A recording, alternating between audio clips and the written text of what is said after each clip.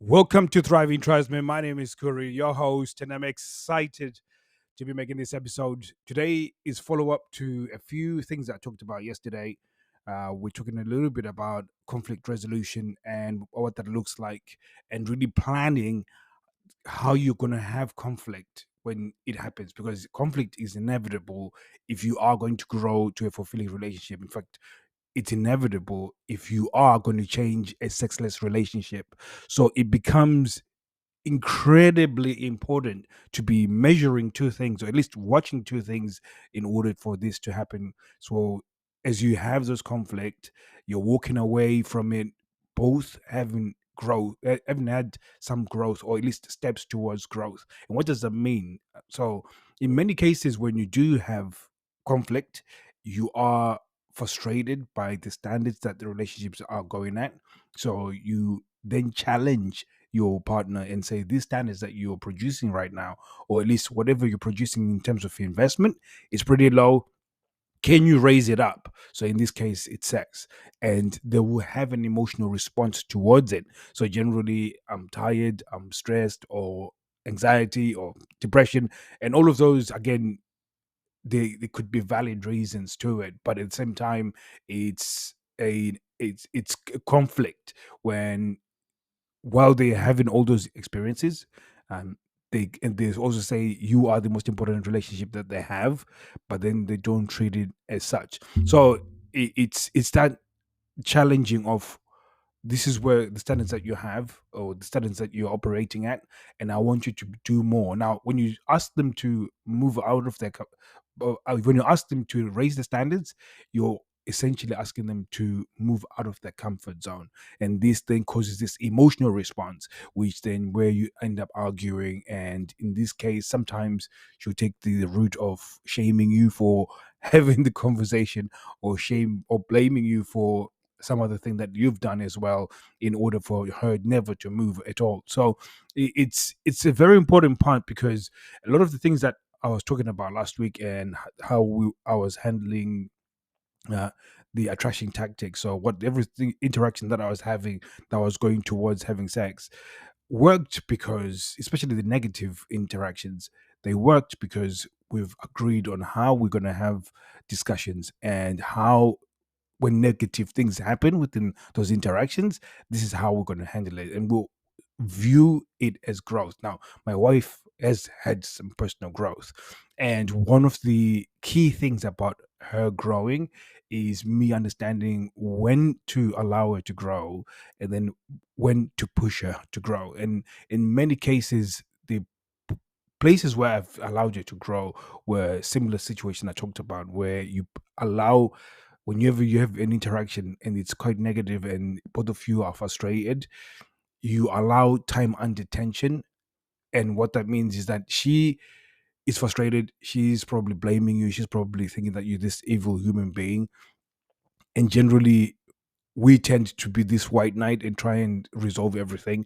But if I allow her to stew over that negative emotion over a period of time, that familiar for that time under tension helps her to start developing skills to cope with it, because she actually feels uncomfortable, but then she starts trying to work out how to be comfortable with being uncomfortable, which is a skill that, over a period of time, because you're always going to get to the next level where there's even more difficult, complex situations to navigate. And when you do, uh, if you don't have the skill to actually navigate those negative emotions, it makes it very difficult to continue growing as a couple and continue getting better in the relationship. So, for as a caveat, I did say I was going to talk a little bit about this, where the attraction tactic stuff worked pretty well last week, even though there were some negative interactions. And I stayed in a neutral state, which that means is that I stayed in a way that whenever things happened that were exciting, I never got excited. When negative things happened, I never got upset. I just kept stayed at the same place. And this was important for her to feel a sense of trust towards me, because then she knew that I was solid. And then same time, what it did was allow me to plow on to the goal, which was that we're going to connect at the end of the week. If I had emotionally collapsed, for example, I would have started exhibiting behaviors that would have really reduced the chances for me to actually end up in that place. So uh, it's very important that that time and attention is one of the key things when it comes to getting it to grow. And when you can do that frequently, where you have some sort of argument, you both walk away, she's clearly showing you that she wants her own space, and then she continues showing you that she's upset with you. Usually most of you guys feel uncomfortable to the point where you feel like you need to apologize. Now, it's a big problem when you have to apologize when you are asking for her to raise the standards within the relationship, and then you apologize for asking for her to raise the standards. Essentially, by you trying to apologize and make things right, you discredit everything that you've said about her raising her standards. So you almost asking her to raise her standards, and then when she throws the temper tantrum, you then acquiesce or at least just give in and say, "Oh, you know what? Okay, I'm sorry, I even mentioned it," and then you continue. Um, resume where you left off, which is a horrible place to be in, I think. So moving forward, it's something that I think a lot of you guys need to start considering. Is that you, when an argument happens, if you know that what you're saying is right and it's benefit for the relationship, it's benefit for the family, and there's um no hidden agenda for yourself, then definitely you have to stay solid to the points that you're making. Because a lot of you guys, you know that this is right for both of you in terms of as a couple, you know it's right for you, right move for you as a family. But when she throws a temper tantrum, then you sort of give in because you think, if I give in, I might get the opportunity to have sex because I've given her away. But generally, what that does is that if you don't stand for something, then she can't trust you that you can stand for anything, and therefore she won't see you as a leader. So it's a vicious cycle that most men go into or go through. And the message today is definitely that you need to figure out ways of allowing time and attention, and don't be the hero all the time, because essentially, by you being the hero, while you think you're helping her, you're actually being a horrible person. And what do I mean by that? You're robbing her from the opportunity to actually learn to be better at this. And I'll end this with my daughter. Yes, I did mention this about my daughter, that she had um, an issue with a teacher, and I told her to have to go and have a conversation with this teacher. And I said, "This is exactly what I want you to say to this teacher in order to then resolve this issue." My daughter's got ADHD, and she needed a movement break, but she was not getting a movement break, so she had a level of anxiety, and then the anxiety just got worse, and she had a very negative experience with this teacher, and they had a negative interaction as well.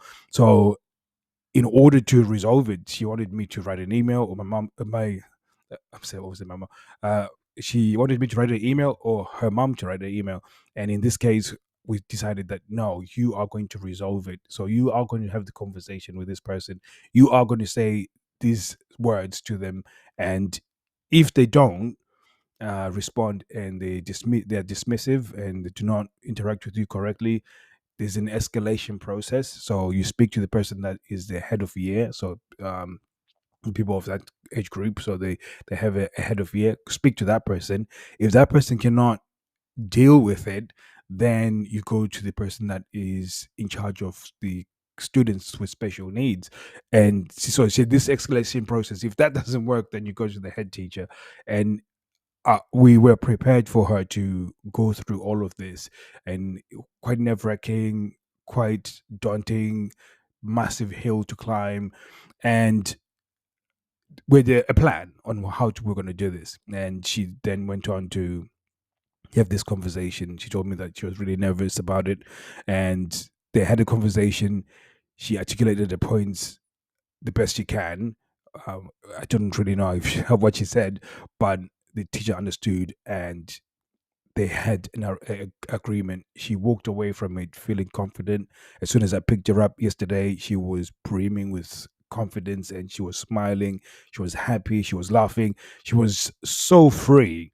And a large chunk of it was the fact that she felt a sense of achievement having to deal with this thing by herself. If I dealt with it for her, I would have robbed her the opportunity for her to actually learn one of the most important skills in life, where that if you have a potential conflict, or a place where you've got a misunderstanding with a person, you can actually have a conversation that is collaborative and can build a stronger relationship. So in terms of the interaction, now she knows that she needs a movement break. So when she's got a level of anxiety, okay, what do you need right now? Do you need to have a movement break? Yes. Then she goes for a movement break. Takes it only 2 minutes, and then she sits down, and then there isn't you know uh, friction between the two of them. So I could have robbed that from my daughter, and she's learned a valuable skill that she can carry for the rest of her life. And this is very important. I think out of all lessons that I've taught my kids, this is one of the ones I'm the most proud of. And again, if you look outside, from outside looking in, you're thinking, why are you putting so much stress on a 11-year-old? But if I don't, when is she ever going to learn to talk about a condition and speak about what she needs in terms of her trying to have a relationship with an adult or somebody of authority like a teacher? She needs to learn how to communicate that so that she can get the best out of the school. So again, because there's sometimes when I cannot speak for her because I don't understand the dynamics that are within the school. So she understands it and she can communicate for herself. And this serves as a lesson for you guys that many times when you jump in to try and make things right with a partner, sometimes you're actually robbing them the opportunity to learn an important skill, and you're robbing a relationship an opportunity for you to grow. Because again, if you come in and then you apologize for requesting for her to go in up in standards, again, it's everything that you've said before that is completely useless anymore. So guys, thank you very much for tuning in, and hopefully this will help you to make better decisions in terms of fighting. Like I said, the best thing that you can do for a relationship right now is when things are good, is talk about how you're gonna fight. So like, okay, next time if we do end up having a a negative discussion, this is how we're going to do. We're going to keep it respectful. We're going to keep it to the points. We're not going to shame. We're not going to blame. That it's going to happen, but we'll put those ground rules. So when those ground rules are now being broken, we can pause and say, okay, this is not how we meant to be doing it. We're focused on this thing. We've agreed that we're going to focus on the actual problem. Let's talk about the actual problem. Let's not deviate and so on. So again, it makes it so much easier because you have agreed, so you can keep your emotions in check, but more importantly, you're actually dealing with the actual problem.